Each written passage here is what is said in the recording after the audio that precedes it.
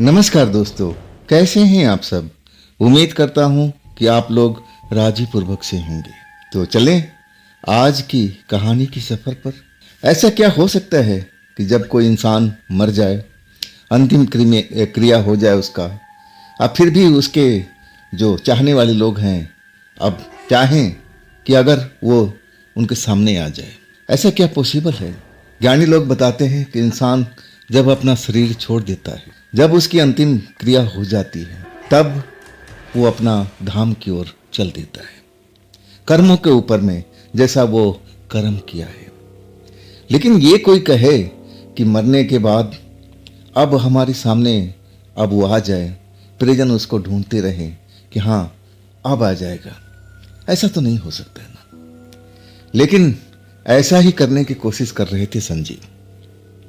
जब उनकी पत्नी की मौत हो चुकी थी और अपनी पत्नी से बहुत ही प्रेम करते, वो बर्दाश्त नहीं कर पा रहे थे। उनको ये भी समझ में आ रहा था कि नहीं आ रहा था कि उनकी पत्नी का स्वर्गवास हुआ है कि नहीं। मात्र शादी के 5 साल के बाद ही उनकी पत्नी का एक लंबी बीमारी से निधन हो गया था। राजस्थान के रहने वाले संजीव ये सदमा जो है ना बर्दाश्त नहीं कर पा रहे थे। अब उनके परिवार के सदस्य समझाते थे कि देखो, जो होना था ईश्वर की मर्जी थी, अब उसमें कोई अब रोक नहीं सकता है। ये तो संसार है, परिवर्तन चलता रहता है, एक जाता है तो एक आता है, ये सिलसिला चलता रहता है। लेकिन संजीव मानने को तैयार ही नहीं थे और वो हट कर बैठे थे अपने मन में ही कि मैं अपने पत्नी को सामने ला कर रखूंगा।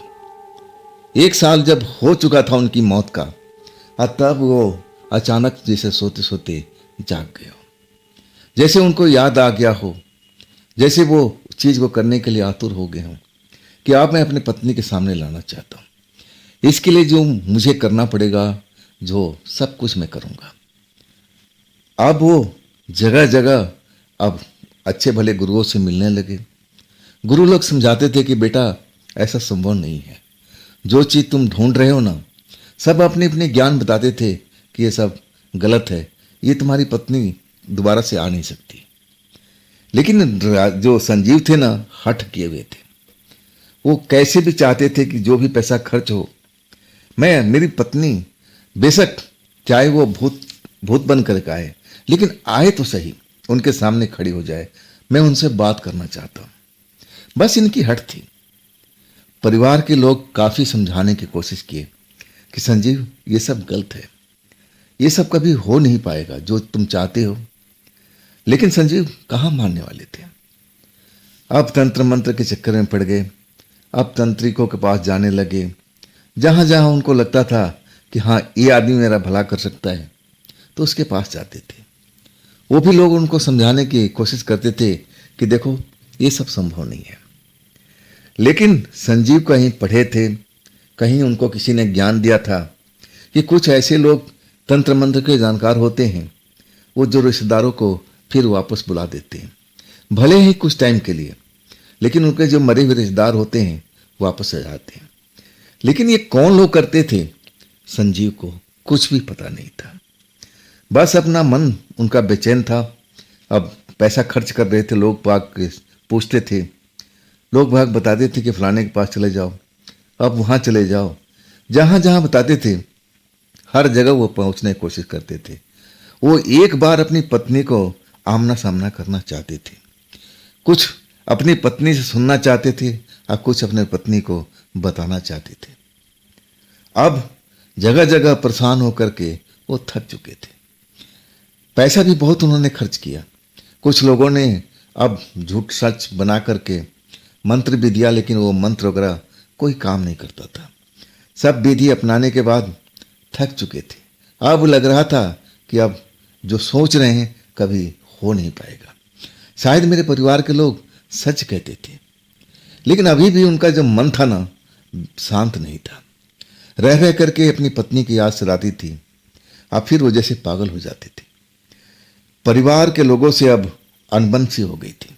परिवार के लोग अब उनको मना करते थे कि जो भी तू पागलपन कर रखा है, अब इसको ख़त्म कर, जिंदगी में लौट आ, तेरे आगे और लंबी जिंदगी है, अभी तेरी अब ये उम्र नहीं हो कि तुम्हारा दोबारा शादी ना हो। लेकिन शादी के नाम पर ही भड़क जाते थे कि नहीं, मुझे और शादी नहीं करनी है, मैं एक बार अपनी पत्नी से बात करना चाहता हूँ, अगर बात हो गई तो आप लोग जो कहोगे मैं कर लूँगा, लेकिन ऐसे नहीं, मेरी शर्त है। परिवार के लोग अब समझ गए कि ये हट्टी दिमाग का है। अब फिर परिवार से अनबन होने लगी। खुद ही संजीव जो अपना पूरा परिवार था उसको छोड़ दिए। अब अपने एक छोटा सा फार्म हाउस था, अब वहाँ पर आकर के रहने लगे। अब वहाँ पर कोई उनको रोकने वाला टोकने वाला कोई था ही नहीं, अपना मन मर्जी करते थे। ज़्यादातर उनका जो समय पास होता था नशे में। पैसा था ही, पैसे की कोई कमी नहीं थी। जब भी इच्छा होती घर दनदनाते हुए चले आते, पिता से बोलते, माँ से बोलते कितने पैसे चाहिए, अब लोग बाग दे देते थे। अब इकलौता बेटा था तो करते क्या, पैसा छाती पर रखकर थोड़ी ले जाना था, ताकि कैसे भी संजीव शांत रहे। लेकिन जो संजीव शांत नहीं थे, उनका दिमाग में ना जाने कैसे कैसे ख्याल आ रहे थे। अब फिर वो सोचते सोचते अब एक नए रास्ते पर चल पड़े थे। अब अपना एरिया छोड़ करके अब दूसरे एरिया में अब चले गए थे। लोग बाग से पता करते हुए ऐसी जगह पहुंच गए कि जहां कोई अब दिन के टाइम में ही डर से नहीं जाता था। ऐसी जगह थी डायनों की जगह, जहां डायन अपनी विद्या करती थी और लोग बाग से कभी अब मिलती भी नहीं थी, दिखती भी नहीं थी कि कहाँ डायनों का घर है, कैसी डायन होती है। अब ये संजीव को पता भी नहीं था। लेकिन उनके जो हट था ना, बहुत पक्का था। अब जैसे तैसे पैसे खर्च करके अब फिर एक जगह पर अब किसी का घर मिल गया। अब वो उसने बता दिया कि चले जाओ, अगर वो तुमसे मिलना चाहेगी तो मिल जाएगी, अगर नहीं मिलना है तो नहीं मिल पाएगी। लेकिन रात के टाइम में, दिन के टाइम में कभी वो नहीं मिलेगी। फलानी जगह पर चले जाओ, पेड़ के पास बैठ जाना, इंतजार करना, अगर उसको मिलना होगा, तुमसे बात करना होगा तो तुम्हारे पास में आएगी, और नहीं तो तुम भूल जाना, लौट जाओ अपने घर को।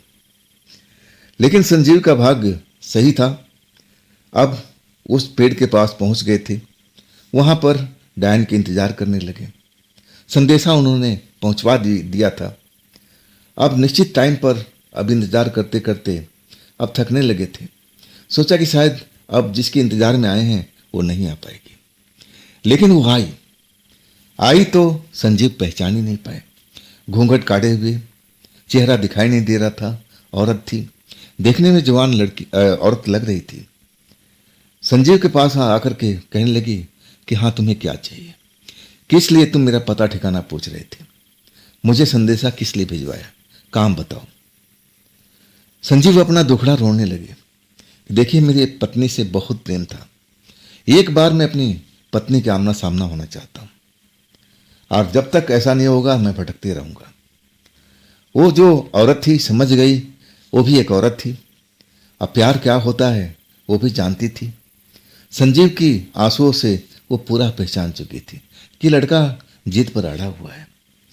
अब तब भी उसने समझाने की कोशिश किया कि देखो, ये सब चीज गलत है, क्या पता मैं तुम्हें कुछ बताऊं, मंत्र बताऊं, और तुम उसको सिद्ध कर लो, लेकिन कोई जरूरी नहीं कि वो तुम्हारी पत्नी ही आए, हो सकता है कि कोई और भी आ सकती है, तब तुम्हारे लिए खतरा बढ़ सकता है।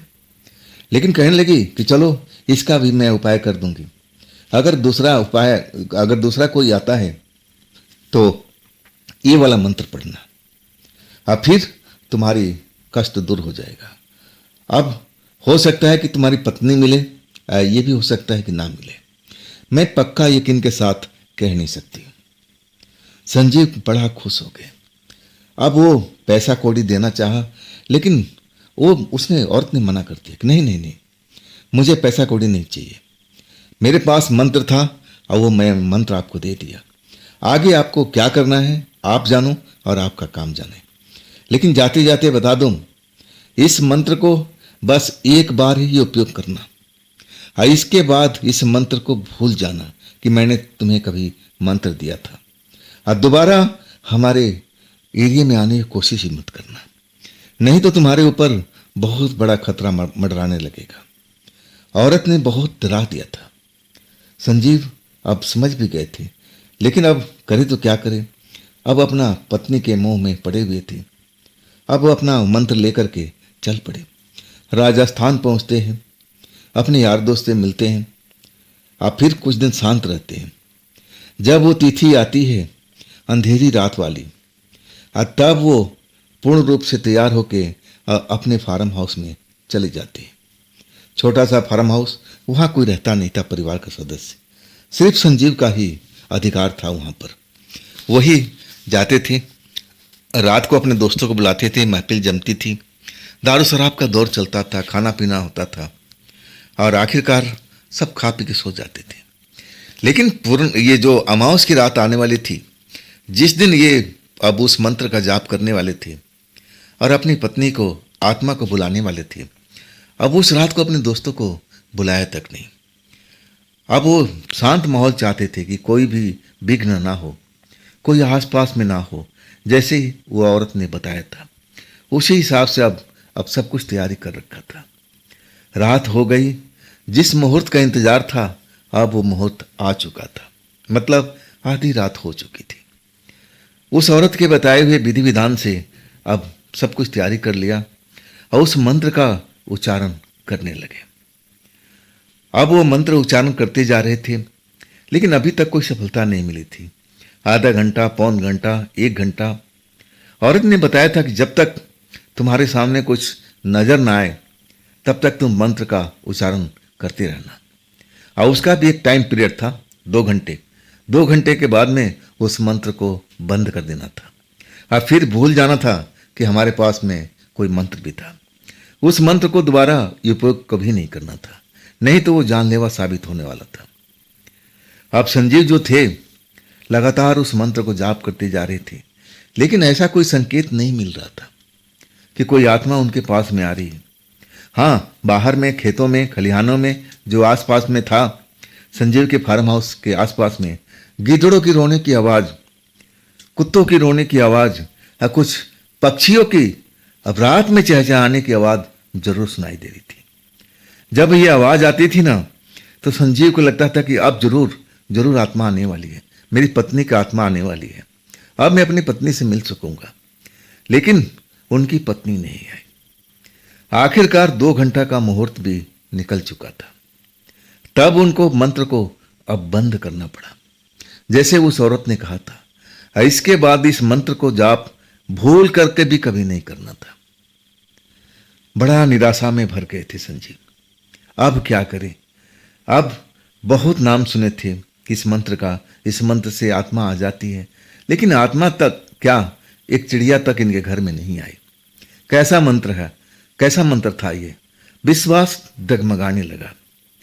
अब फिर दारू के नशे में चूर होते गए, पैक पर पैक चढ़ाते गए। गुस्सा आ रहा था अपने आप पर, कभी लोगों पर, कभी तंत्र मंत्र के जो ज्ञानी लोग हैं जो उनको अब बताए थे, उस औरत में भी इनको गुस्सा आने लगा। कहीं नकली मंत्र तो नहीं पकड़ा दिया था। हमने 2 घंटा तक जाप किया, इसके बाद भी कुछ असर नहीं हुआ, तो इसका मतलब ये नकली मंत्र हो सकता है। अब उस औरत को मन ही मन अब कोस रहे थे। इस तरह दारू पीते पीते अब वो सो चुके थे। अब उनको होश नहीं है, दिन दुनिया से बेखबर होकर के शांत माहौल में सो रहे हैं, खराटे भर रहे हैं। अब पास का जो दरवाजा था वो अंदर से बंद था। उस दरवाजे पर अब जैसे कोई आ रहा हो, आर पार करके। वो साया बिल्कुल धुंधला धुंधला सा नजर आ रहा है। वो साया बढ़ता बढ़ता बढ़ता अब पहुंचता है संजीव के पास में। संजीव को ये सब सपने में दिखाई दे रहा है।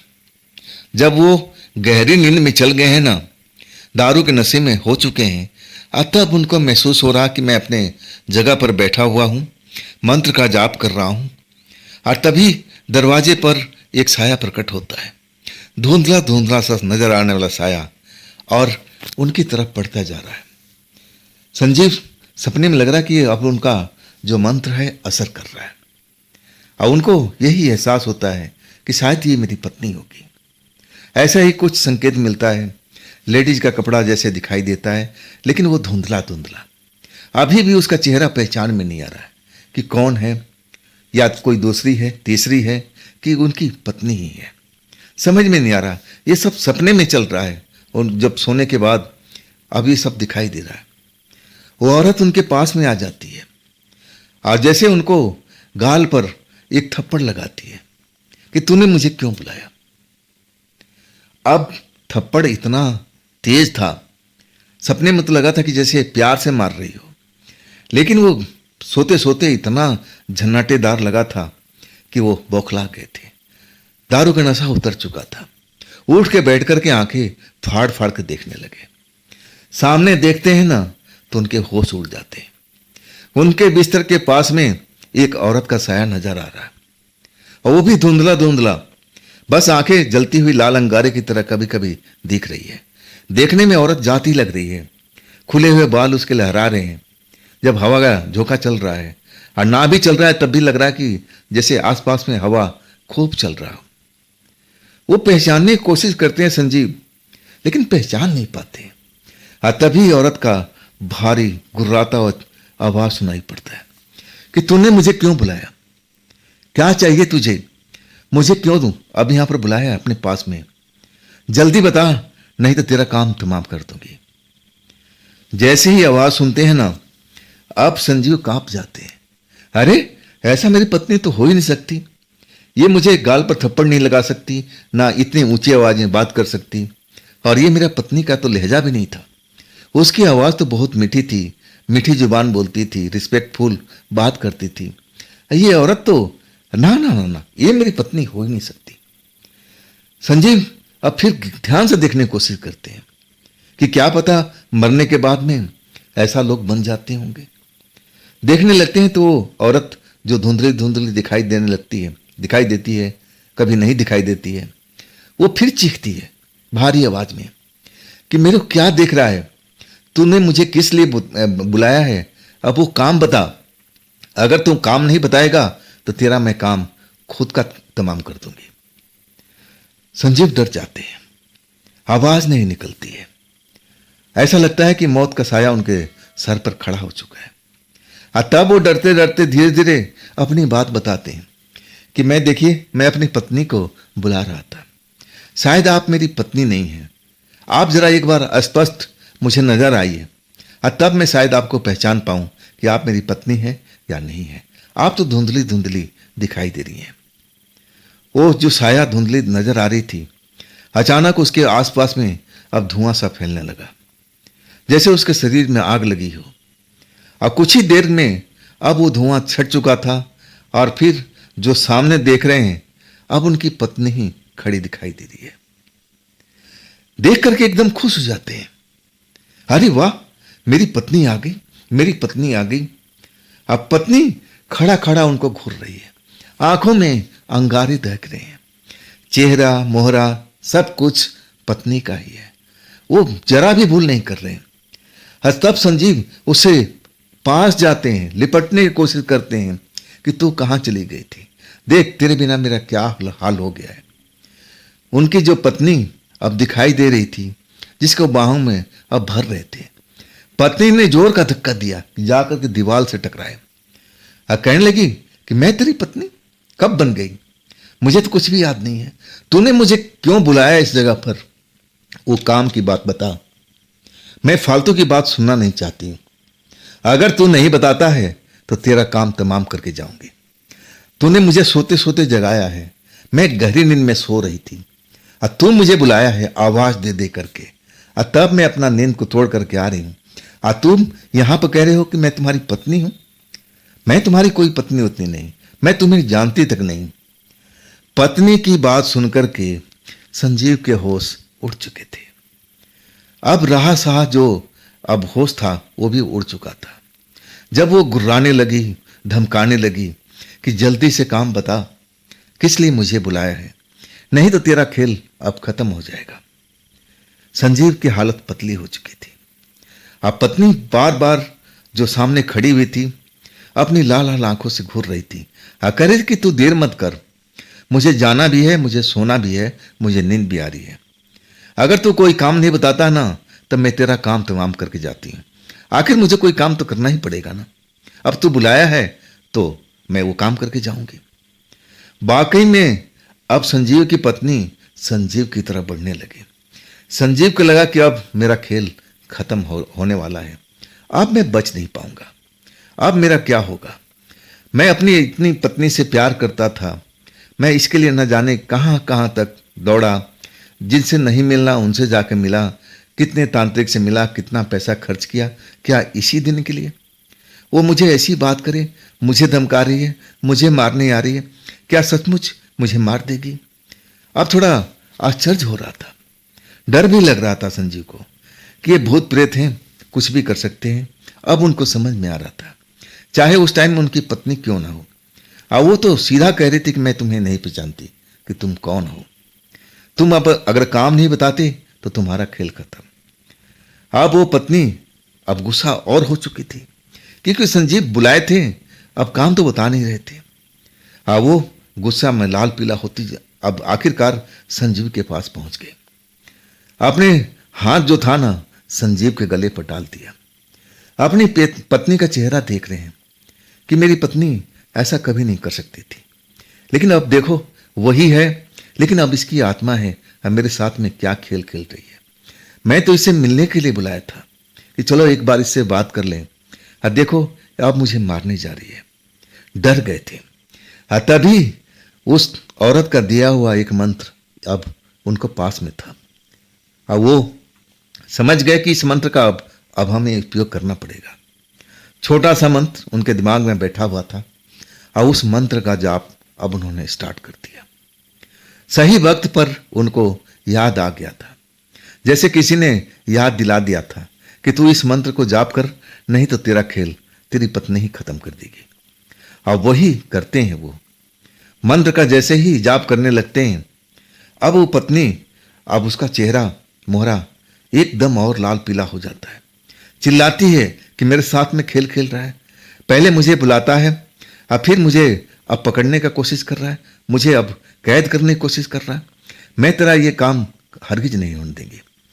अब वो जोर से धक्का देती है संजीव को। संजीव जमीन पर गिर जाते हैं, लेकिन मंत्र जो है ना बोलना छोड़ते नहीं। तब जाकर के उनकी पत्नी जो एक आत्मा के रूप में थी अब उनको छोड़ के भागती है, दरवाजे से, उसी दरवाजे से बाहर निकल जाती है। और फिर संजीव का जैसे दम फूल रहा हो, डरे हुए हालत में अभी भी उस मंत्र को जाप किए जा रहे हैं कि क्या पता अभी आसपास में हो, फिर हो सकता है कि लौट के आ जाए। इस मंत्र का उपयोग मैं एक ही बार कर सकता हूँ, तो अब मैं इस मंत्र को अब थोड़ी देर के लिए जरूर जाप करता रहूँगा, इसको छोड़ूंगा नहीं, जब तक मुझे अब बिल्कुल पक्का लग ना जाए कि मेरी जो पत्नी है छोड़ के चली गई है। ऐसा ही कुछ देर तक करते रहते हैं, जब फार्म हाउस में पूरा खामोशी छा जाता है और वो जो बाहर गिदड़ वगैरह चिल्ला रहे थे, कुत्ते रो रहे थे, जंगली जानवरों की आवाज़ आ रही थी, पक्षी चहचहा रहे थे। रात के टाइम में भी एक बड़ा अजूबा था। पक्षी का चहचहाना ये मामूली बात नहीं था। पक्षी अब रात के टाइम में अपने घोंसले में अब आराम करते हैं, वो चहचहाते हुए घूमते नहीं हैं। बड़ा ये अलग समय था वो। और तब जाकर के माहौल शांत हो चुका था, सारी आवाज़ें बंद हो चुकी थी। और तब संजीव को लगा कि अब मैं बच चुका हूँ, और तब उस मंत्र की जाप को बंद करते हैं। 2-4 पैग जल्दी जल्दी गटक लेते हैं, और तब थोड़ा उनका शरीर से डर कम होता है। नींद नहीं आती है, नशा भी पूरी तरह से फेल हो चुका है। अब अपनी पत्नी के बारे में सोचते हैं कि जिस पत्नी से मैं इतना मोहब्बत करता था, अब मैं उसको बुलाने के लिए मैं कितना कष्ट अब झेला, ना जाने कहाँ कहाँ गया, कितने लोगों से मिन्नती किया, कितने रुपए मैंने खर्च किए, और आखिरकार इस दिन के लिए मैं बुलाया था कि पत्नी ही आकर के मेरी जान के दुश्मन बन जाए। क्यों नहीं मुझे पहचानती थी, मैं तो उसका पति था, फिर वो मुझे क्यों नहीं पहचान रही थी। धीरे धीरे अब वो समझने लगे, जैसे लोगों ने बताया था कि नहीं, मरने के बाद में चाहे अपना सगा क्यों ना हो, कई बार ऐसा होता है कि वो पहचान नहीं पाते, वो भी लगता है कि हमारे दुश्मन हैं। और वही खेल अब संजीव के साथ में हुआ था। अब रात खत्म हो चुकी थी, सुबह आ चुकी थी, लेकिन फिर भी संजीव डरे हुए थे। अब अपन अपना घर लौटते हैं, लेकिन ये बात को किसी से नहीं बताते, कि क्या क्या फार्म हाउस में उनका साथ हुआ है। इतना डर जाते हैं कि दोबारा फार्म हाउस जाने की कोशिश नहीं करते। परिवार के लोग अब समझ जाते हैं कि बच्चा मेरा सुधर गया है, अब सब कुछ भूल गया है, अब इसकी कुछ दिन के बाद में शादी करा देना चाहिए। लेकिन संजीव कहते हैं कि नहीं, थोड़ा सा मुझे और मोहलत दे दो, मैं शादी जरूर करूंगा, लेकिन थोड़ा सा टाइम और दे दो। और इसके बाद वो थोड़ा मोहलत मांगते हैं और परिवार वाले बोल भी देते हैं ठीक है, जितना चाहिए मैं तुम्हें मोहलत देता हूं, लेकिन इसके बाद शादी करनी पड़ेगी, अभी तुम्हारा उम्र खत्म नहीं हुआ।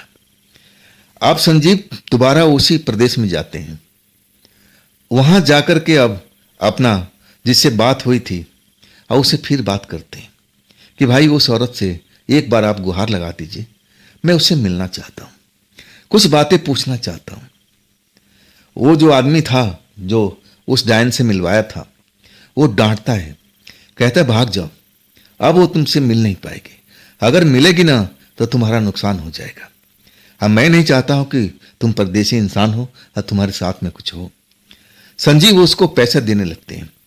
अब बहुत सारा पैसा देने के बाद अब उसके मन में लालच घर बैठ जाता है। तब वो कहता है कि लास्ट टाइम, इसके बाद कभी आने की कोशिश मत करना। संजीव मान जाते हैं। फिर उसी पेड़ के पास में रात गुजार करके इंतजार करते हैं। जब आधी रात हो जाता है तब वो औरत घूंघट काढ़े आती है।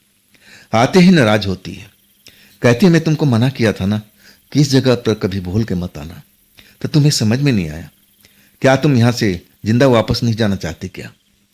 संजीव कहते हैं कि मैं जिंदा ही वापस जाना चाहता हूं, लेकिन मैं अब कोई मंत्र लेने नहीं आया, मैं बस ये पूछने आया हूं कि मेरी पत्नी ने मेरे साथ ऐसा बर्ताव क्यों किया था। अगर आपको ज्ञान है इस बात का तो मुझे खुल के बताइए। वो जो डायन थी ना अब हंसने लगी, हंसते हंसते जैसे अब वो रोने लगी। अब फिर वो हंसने लगी। अब ये बिहेवियर देख करके संजीव हक्की बक्की रह गए, ये कर क्या रही है? मैं तो इससे सवाल पूछने के लिए आया हूं ताकि मैं समझ सकूं कि मेरी पत्नी उस रात मुझे मारने पर क्यों उतारू थी, लेकिन ये खुद ही ऐसा हरकत कर रही है। आखिरकार कुछ देर के बाद में शांत होती है और कहती है कि तुम्हारी पत्नी से मुलाकात हो गई ना, तुम उसको देखना चाहते थे ना, तुम ही तो बोले थे ना। संजीव कहते हैं हाँ, तो तुमने देख लिया, बात खत्म हो गई, तुम उसको लौटा देते कि जाओ मेरा काम खत्म, मैं इसलिए बुलाया था, लेकिन तुमने उसका कोई सवाल का जवाब ही नहीं दिया। आखिर वो गुस्सा हो गई थी, तुम उसको नाराज कर दी थी, सोते सोते वो तुम्हारे पास में मंत्र शक्ति से आई थी, कोई काम तो देना ही था तुम्हें, लेकिन तुमने कोई काम नहीं दिया। खैर तुम्हारा दूसरा मंत्र ने तुम्हारा जान बचाया ना। तब संजीव बोलते हैं हाँ, तो अब और क्या चाहिए? संजीव पूछने लगे मेरी बात खत्म नहीं हुई।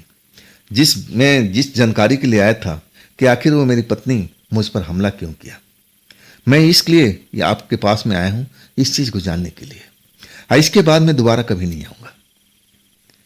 वो औरत जो डायन के रूप में थी, घूंघट काढ़े हुई थी, कहने लगी देखो मैं इस गूढ़ रहस्य को तुम्हें बता नहीं सकती, ना ही इतना मुझे ज्ञान है, और ना मैं कभी अगर पता भी होता तब भी नहीं बताती, लेकिन हां इतना जरूर बता सकती हूं कि तुम्हारी पत्नी से बहुत मोहब्बत था, और तुम्हारी पत्नी तुम्हारे प्रति क्या श्रद्धा रखती थी, क्या विचार रखती थी, वो मैं जरूर तुम्हें दिखा सकती हूं। देखना है? संजीव हक्के बक्के रह गए और कहने लगे कि हाँ मुझे देखना है। वो जो लड़की थी, औरत थी, कहने लगी सोच लो, हो सकता है तुम देख करके घबरा जाओ, डर जाओ। और तब संजीव कहने लगे अगर घबराना होता तो मैं इतनी दूर आपके पास क्यों आता? जो भी आप दिखाना चाहती हो आप दिखाओ, मैं डरूंगा नहीं। वो दुल्हन बनी हुई घूंघट काढ़े हुई थी। अचानक वो घूम जाती है, कुछ कदम आगे जाती है, और फिर जैसे अंधेरे में गायब हो जाती है। और फिर कोई उधर से आता हुआ दिखाई देता है। जैसे जैसे नजदीक आ रहा है ना, संजीव के दिल की धड़कनें बढ़ती जा रही थी, सांस तेज तेज चलने जा रही है। हो बहू उनकी पत्नी सामने में आ रही थी, वैसे ही कपड़े पहने हुए जैसे वो उस टाइम हॉस्पिटल में पहन रखी थी, सब कुछ वही था। अब तो लगा कि संजीव दोबारा मुझ पर हमला करने आई है। अब मैं बच नहीं पाऊंगा, ये औरत भी मुझे बचा नहीं पाएगी, जैसा उसने कहा था। डर जाते हैं और पीछे भागने लगते हैं, लेकिन भाग नहीं पाते। पैर जैसे उनकी जमीन ने पकड़ रखा है। उनकी पत्नी सामने आती है, अब मुस्कुरा करके अब उनको देखती है। अब फिर कहती है कि आपको मुझसे मिलना था ना, वही आवाज जो पत्नी की थी। तब संजीव एकदम हक्के बक्के रह जाते हैं, बोल नहीं पाते हैं। औरत कहती है कि आखिरी बार मुझे देख लो, अगर मुझसे बात करनी है तो बात भी कर लो। संजीव कुछ पूछना चाहते हैं, लेकिन आवाज निकल नहीं पाती है। पत्नी उनके मुस्कुराते हुए इंतजार करती है, अरे कुछ तो बोलो, कुछ तो बोलो। लेकिन संजीव बहुत बोलने का इच्छा करते हैं, लेकिन बोल नहीं पाते। वह आंखें बड़ी बड़ी पथराई जैसी उनको नजर आ रही है, शरीर कांपता हुआ नजर आ रहा है। अचानक वो औरत कहती है कि अगर नहीं बोलना था तो मुझे क्यों बुलाए थे। वापस जिधर से आई थी और उधर ही चली गई। जाते हुए देखते रह गए, कुछ नहीं बोल पाए थे। सेम टू सेम उनकी पत्नी लग रही थी। अंधेरे में जब गायब हो जाती है ना, तब उनका जैसे होश आता है, जैसे होश में पूरी तरह से आ चुके हो। लेकिन अब उनके अलावा उस पेड़ के पास में कोई नहीं है। वो डायन औरत भी वहां से जा चुकी है और उनकी जो पत्नी की आत्मा था वो भी अब चली गई है। आखिरकार उनको अब लौटना पड़ता है। तब समझ में आता है कि छलावा था, अब हमें घर लौटना चाहिए। मैं जो पूछना चाहता था अब मेरे सामने में आ चुका है। मैं अब समझ चुका हूं कि मरने के बाद में चाहे कितना भी हितैषी हो, कितना ही प्रियजन हो, अब उसको संसारिक मोह माया से मुक्त होना ही पड़ता है। अगर ऐसा नहीं करेगा तो मोक्ष की प्राप्ति नहीं हो पाएगी। जैसे उनके ज्ञान के चक्षु खुल गए हों। घर लौटते हैं, अब फिर अपने परिवार को कहते हैं कि ठीक है माँ, अब मैं पूरा घूम चुका हूँ, मुझे और कहीं नहीं जाना है। अब आप जैसी इच्छा चाहते हो, शादी कराना है तो करा दीजिए, और नहीं कराना तो वो भी मत कराइए। माँ बाप खुश हो जाते हैं कि चलो बेटा मेरा लाइन पर आ चुका है। अब फिर धूमधाम से संजीव की शादी होती है। अब फिर अपनी जो पिछली पत्नी है अब उसको भूल चुके हैं। नई पत्नी उससे भी खूबसूरत आ चुकी है, अब उसमें वो रम चुके हैं। लेकिन जो पहली पत्नी का प्यार है ना, वो कभी अपने दिल से निकाल नहीं पाते। टीस मारता रहता है। जब वो अपने पत्नी के साथ बैठ करके मुस्कुराते हैं, बात करते हैं, अब पहली पत्नी की कमी उनको जरूर खलता है। तो नई पत्नी उनसे पूछती है, जी अचानक आप इतना उदास क्यों हो जाते हो, मुस्कुराते मुस्कुराते। तब संजीव की आंखों से आंसू निकलने लगता है। कहते हैं मैं अपनी पत्नी को भूल नहीं पाता हूं। संजीव की नई नवेली पत्नी समझाती है कि देखो जी, संसार तो परिवर्तन का नियम है। लोग आते हैं, लोग जाते हैं। अगर लोग बाग यहीं पर जमे रहेंगे तो दुनिया तो भर जाएगी ना, फिर तो हमारे लिए जगह भी नहीं बचेगी। तो ये तो चलता रहेगा, तभी तो हमारी सृष्टि चलती रहेगी। संजीव को अब सब कुछ जैसे समझ में आ गया है कि अरे ये तो बहुत ज्ञानी मेरी स्त्री है। तो दोस्तों, ये थी आज की कहानी संजीव जी की भेजी हुई। ये कहानी आपको कैसी लगी कमेंट में जरूर बताइएगा। दोस्तों, ये भी चैनल आप ही का है, तो इसको भी अपना प्यार दीजिए, लाइक कीजिए, सब्सक्राइब कीजिए और शेयर कीजिए। हाँ दोस्तों, आप लोगों ने कई बार शिकायत किया है कि जो इंग्लिश में थंबनेल आता है बना हुआ, टाइटल इंग्लिश में आता है, वो बाय डिफ़ॉल्ट था। अब मैं उसको सेटिंग अब ठीक कर दिया हूँ। अब आज से ऐसा कभी नहीं होगा, आप लोग निश्चित रहिएगा। हमारी जो कहानी है हिंदी में बनती है और मैं हिंदी में ही सब कुछ थंबनेल से लेकर के टाइटल तक हिंदी में डालता हूँ। अब आगे से ऐसा कुछ भी नहीं होगा। तो दोस्तों, अगर आपके पास भी ऐसी कोई कहानी है जो आप मुझे बताना चाहते हो, तो आप मुझे इंस्टाग्राम या मेरे व्हाट्सएप नंबर पर अपनी कहानी को शेयर कर सकते हो। और फिर हम कल मिलते हैं इसी समय पर, इसी चैनल पर। आप लोग अपना ख्याल रखिएगा।